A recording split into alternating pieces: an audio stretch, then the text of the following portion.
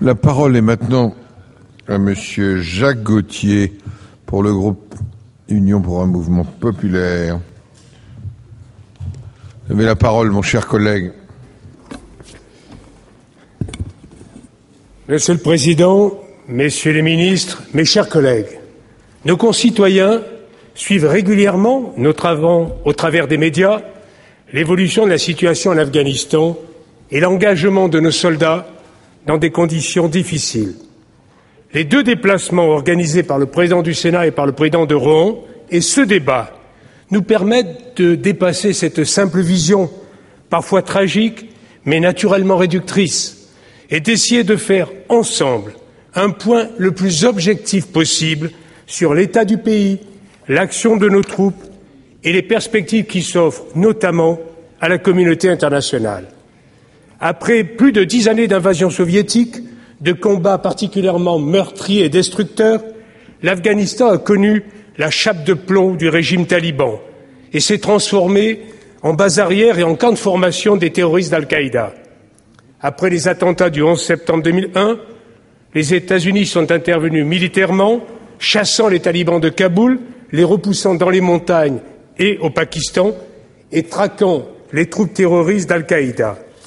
Une force internationale d'assistance et de sécurité, FIAC ou ISAF, a été mandatée par une résolution du Conseil de sécurité des Nations Unies, 1386, pour stabiliser le pays et créer les conditions d'une paix durable. Cette sécurisation, on le comprend, est le fondement de toute perspective crédible de reconstruction et de développement. Aujourd'hui, les observateurs internationaux comme les pays engagés soulignent des progrès en matière d'infrastructures, de développement économique, d'éducation, notamment des filles, mes chers collègues, de santé, ainsi que de mise en place des institutions. Mais, face à la dégradation de la sécurité et au net durcissement des actions des talibans, ils constatent aussi les limites et les échecs de la stratégie passée, ainsi, disons-le entre nous, que l'inadaptation du modèle démocratique occidental à un pays en guerre depuis 30 ans, aux ethnies multiples et parfois antagonistes, avec des traditions tribales fortes. Les raisons de ces échecs sont multiples. Je voudrais en souligner 4.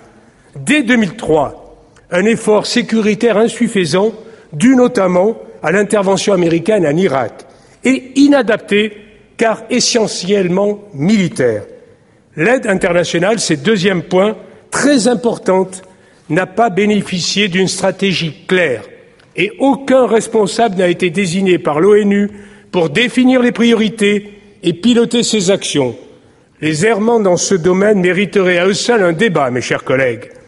La reconstruction de l'appareil de l'État n'a pas fait suffisamment partie des priorités. Enfin, et beaucoup l'ont dit, la dimension régionale de la crise afghane a été sous-estimée.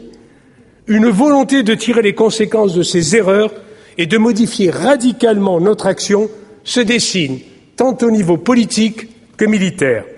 Le sommet de l'OTAN à Bucarest, en avril 2008, a arrêté des principes majeurs.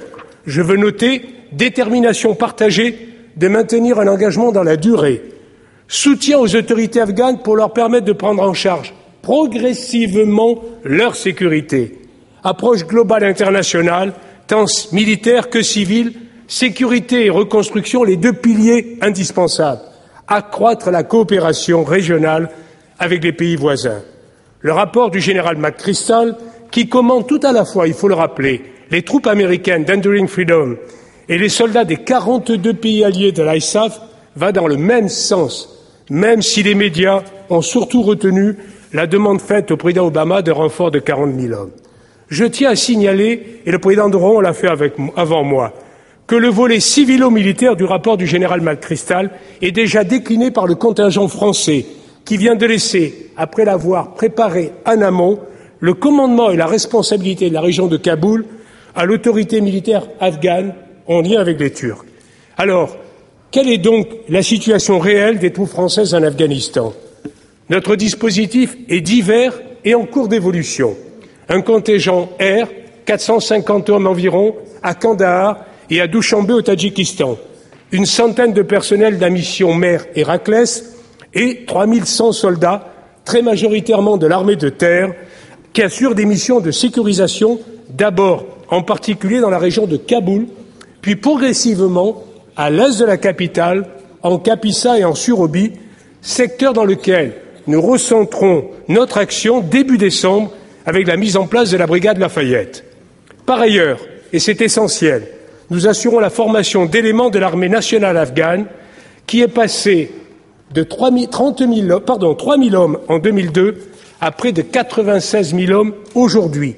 Nous avons formé sur cette période 6 000 cadres militaires, 3 000 commandos et nous accueillons maintenant 4 700 soldats afghans pour des périodes de formation accélérée de 2 mois.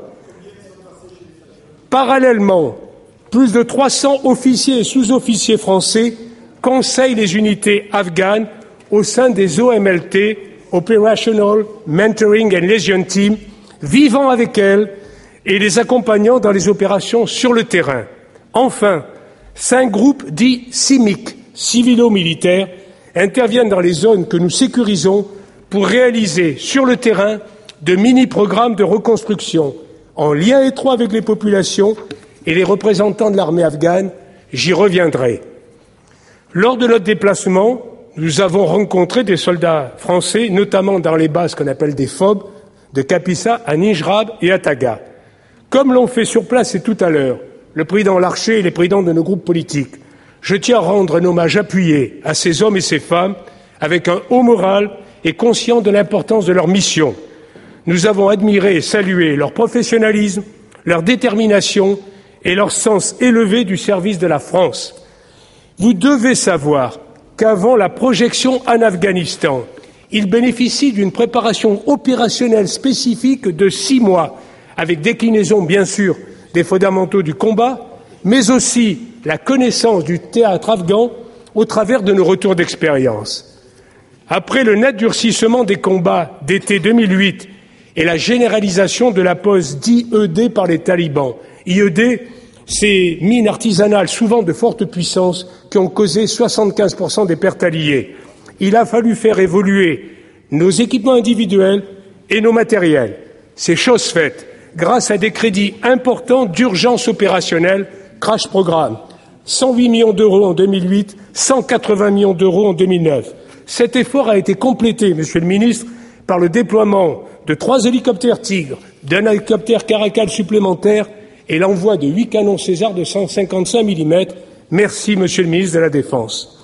Les missions dites en tâche d'huile sont conduites en collaboration avec l'armée afghane et le président Larcher a évoqué le 32e Kandak bataillon qui travaille totalement avec nous et qui bénéficie de conseillers français. Ces missions permettent, après la sécurisation d'une zone ou d'un village, de réunir une choura, l'assemblée de notables,